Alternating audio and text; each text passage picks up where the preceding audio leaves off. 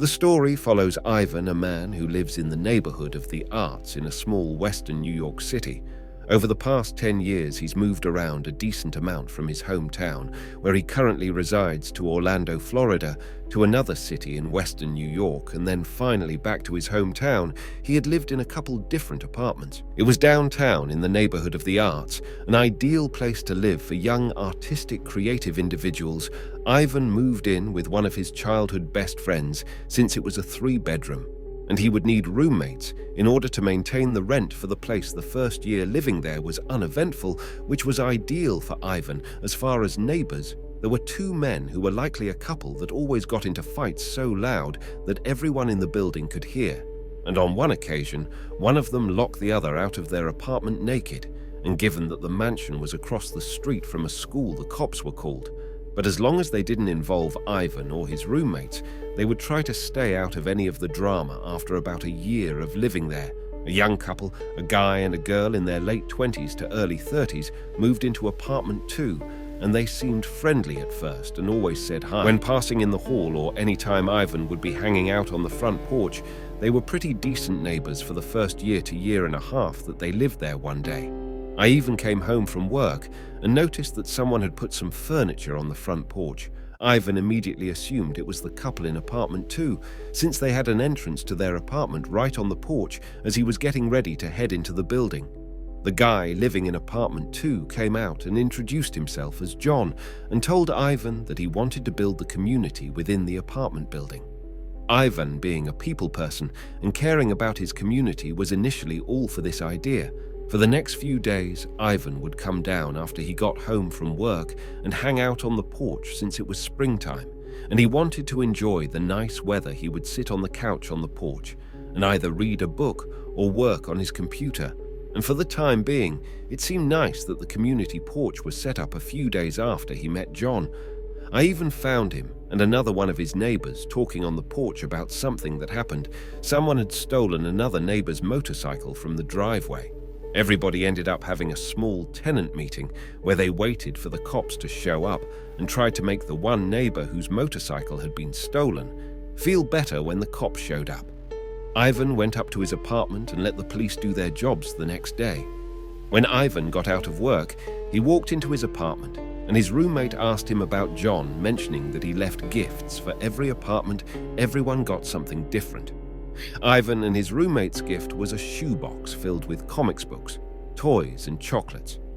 The roommates agreed the gifts seemed odd, but at the time, Ivan's odd gesture could still just be seen as friendly. But then, Ivan's roommate told him something that started to make him uncomfortable about John. His name wasn't John, it was Sean. Ivan considered the fact that maybe he misheard his name since they can sound similar, until he remembered that the guy even spelled out his name for Ivan as John when they first talked later on that same night. Ivan's other roommate, who had moved in at the end of the previous year, came home after seeing his daughters and told Ivan that Sean was outside asking for him. He told him that when he was walking up to the building, Sean had come out from the shadows of the side of the building. Wearing only a pair of shorts, he asked Ivan's roommate to have him come down and help him get something out of his trunk after everything that was stacking up. Ivan knew there was no way he was going down there to help him. Something felt wrong to him, rightfully. So I even woke up the next morning to go to work, and on his way out of the building he stopped on his porch, and in the middle of his front yard was what Ivan described as a hobo. Garden Sean had set up a bunch of garbage around a half-empty refrigerator that had the door ripped off. There was broken glass everywhere, and there was a patch of dirt dug up in front of it, as you can see in this picture taken by Ivan. Not only was this an extreme eyesore, but this would also be freakishly weird of somebody to do. I even immediately called his landlord and told him that he was not okay with that, and that Sean was starting to weird everyone out. They told him they would address it, and so Ivan left it at that and went to work when he got home from work. Some of the garbage had been moved to the side of the road, but no one was around. I even decided that it would be better to just go up to his apartment and not get involved anymore, since he was starting to feel like something wasn't right. Ivan was only in his apartment for about 5 minutes at most before he started hearing yelling coming from outside the bedroom window, not directed towards him, just loud yelling coming from outside. When he looked outside his window, he saw Sean throwing the garbage from the yard into the street. He was freaking out, apparently yelling to himself. Then another one of Ivan's neighbors, Mark, ran up to him and tried to calm him down. One of Ivan's roommates returns home at this time, and he decided to try to help calm him down as well. After a few minutes, things went silent, other than the sounds of cars driving down the street.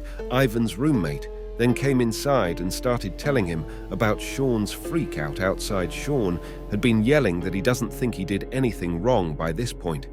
It was clear that Sean was an unhinged individual, and so Ivan told his roommate to try not to interact with him if possible. Things seemed to be getting worse and worse. It was only a few hours later that Ivan started to hear more yelling and even started feeling the building walls shake a little bit. Someone was arguing with someone, and things were clearly getting physical, evident by all the noise and shaking. Ivan contemplated calling the police, but decided to text his neighbor Mark first, since he lived on the same floor as Sean. Mark didn't text back right away, not until after things seemed to calm down. Mark told Ivan that Sean got into a huge fight with his girlfriend, and Mark once again had tried to calm him down. And in response, Sean tried to fight. Mark called the cops on him, and Sean ended up being taken to the station by the police. Things didn't end there, though.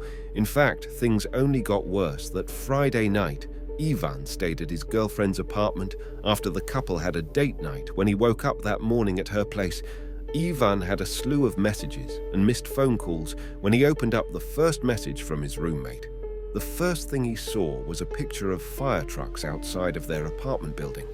Apparently, Sean had burnt down his apartment. Ivan's roommate said that only Sean's apartment was burnt up, but Ivan still rushed home after hearing that so he could figure out what exactly was going on. When he got there, Mark and Ivan's roommate were standing on the porch. Sean claimed that something went wrong with his stove, and that was it. But when the firefighters checked the building, they found that the vents around the outside of the house looked like they had been stuffed with towels and clothes, as if you were trying to keep the fumes from escaping. The cops were called, and Sean was taken away once again. But still, that wasn't the end of it. Sean officially got evicted that week, and that following Monday, Mark had gotten word that Sean had been released from holding all the tenants. Were a little nervous to hear that Tuesday night, someone had showed up to the building and busted a bunch of the windows around the apartment and very clearly tried gaining access to apartment 2. That someone was obviously Sean.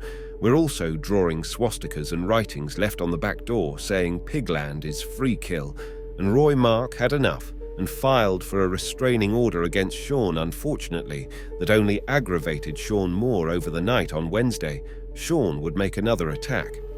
I even woke up once again to a slew of texts. Mark and Ivan's roommate had apparently tried to wake Ivan up overnight, but he was in too deep of a sleep to hear them. Ivan opened up Mark's text, since he saw he sent him the most messages, and there were a bunch of pictures attached. The pictures were all of Mark's car burned to the ground, completely destroyed. Sean was erratic and dangerous, and now all the tenants were living in fear of what he would do next the next night. All the tenants in the building had a meeting on the front porch. Mark filled everybody in on all the information that he gathered on Sean. Apparently, Mark had been in contact with Sean's mother, who was trying to smooth things over by being transparent with Mark. He found out that Sean was planning on skipping town. Mark also managed to get footage of Sean walking over to Mark's car overnight and then walking away. There was a case here, but that didn't make anyone feel better about anything. As all the neighbors talked, everyone shared everything that they could. The woman in apartment 3 told everyone that one night she walked by her window only to see Sean out there, standing on the side of the building, using a bag of water that he filled with holes and just staring at her while doing so. The woman in apartment 4 had been receiving stalker-esque notes and poems in her mouth. Everybody in the building was being terrorized by this guy. The last bit of information given to Mark by Sean's mom was quite disturbing. Sean's mom said that he had been following Ivan, his roommates Mark, and the woman in apartment 4. Not only that, but Sean had followed Ivan to his girlfriend's house and watched them through her windows.